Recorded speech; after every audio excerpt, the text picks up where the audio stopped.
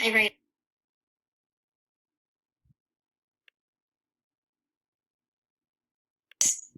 The other day, I got a letter in the mail from my grandma. And as I was reading the letter, I wasn't just looking at the words on the page, I was actually hearing my grandma's voice. It was like she was right there talking to me. And here's the interesting thing, writers actually have different voices. When I was reading my grandma's letter, I heard her storytelling voice because she was telling me about a moment from her day and she was really trying to pull me in. That's the type of voice I also hear when I read my fiction books. But sometimes I read writing and I hear more of a news reporter's voice. Like instead of pulling me into the story, the writer is just telling me information on something that happened. Here's the thing, the voice we use depends on what type of writing we are doing. If we were writing for the school newspaper, we might want to use a news reporter's voice. But if we're writing true stories, we want to make sure we are using a storytelling voice. So today I want to teach you that to make your storytelling voices stronger, you can try to make a mental movie of what happened and then tell it in small detail, bit by bit, so that the reader can see, hear, and feel everything. To show you what I mean, I'm going to share a piece of one of my favorite books, Come On Rain. The author, Karen Hess, is one of the most amazing storytellers. Let's read it and think about what she did to bring this story to life.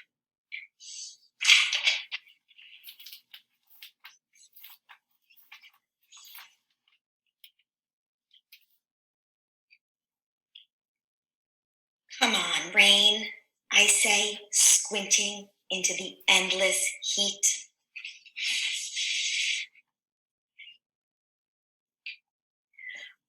Mama lifts a listless vine and sighs.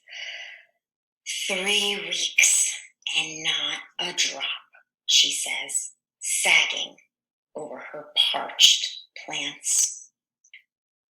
Wow. Could you picture what was happening? I know I could. And I'm wondering what Karen Hess did to bring this story to life like that. One thing I'm thinking is that she didn't really talk about what was happening in the story.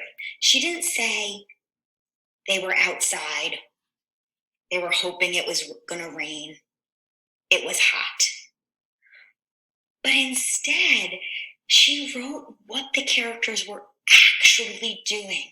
It's almost as if she pictured this moment in her mind and she could see Tessie looking up and squinting towards the sun, and she could hear the mama sighing. And then she worked really hard to include all of that in the story. In my writing, I want to work to bring my story to life in the same way Karen Hess allowed her readers to see and hear and feel everything that was happening. So I want you to be researchers right now and notice what I'm doing to try to help my readers feel, hear, and see everything that's happening.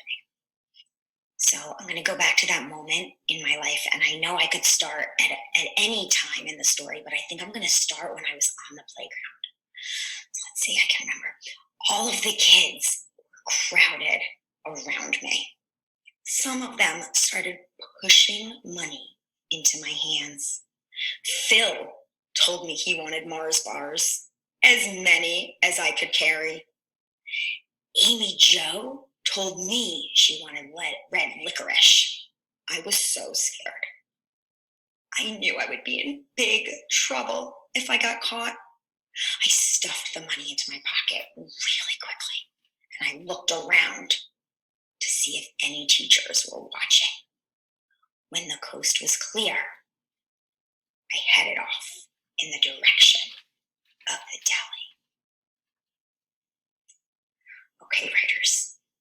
See what I did there? I kind of went back to that day in my mind and I worked to include everything that I saw, that I heard, that I felt, so that my readers would be sure to feel like they were in the story as well. Now it's your turn to give it a try. Today, you're going to continue writing entries, or maybe you're going to go back to some entries that you've already written. But one thing you're definitely going to want to make sure you do is work to bring your story to life by making a mental movie of what happened and then telling it in small detail, bit by bit. Okay, so it's that time again.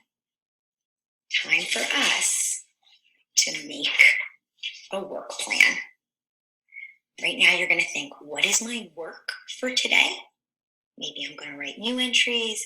Maybe I'm going to revise previous entries that I've already written. I'm certainly going to work to my storyteller's voice. And then you're going to think, what tools do I need? Maybe it's a writer's notebook and pencil.